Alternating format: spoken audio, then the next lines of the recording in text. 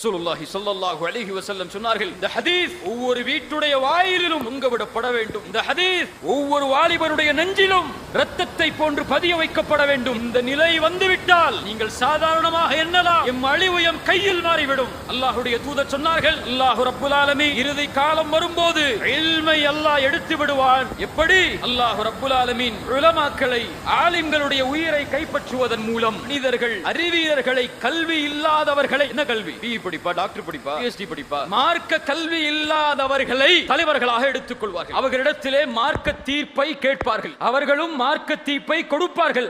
கல்வி இல்லாமல் அவர்களும் வழிகடுவார்கள், பிறர்களையும் வழிகெடுப்பார்கள். ஆனால் ஒரு மிகப்பெரிய மூலச்செலவை முஸ்லிம் சமூகத்தின் வாலிபர்களின் மேல் செய்யப்படுகிறது. அதில் சென்று தன் ஒட்டுமொத்த சமூகத்தையும் மதிப்பை பெற்றுத்தரக்கூடிய செயலை செய்து தன் வாழ்வையும் தன்னோடு சேர்ந்திருக்கக்கூடிய குடும்பத்தின் வாழ்வையும் ஒரு சமூகத்தின் வாழ்வையும் அளித்துக் கொண்டிருக்கிறது.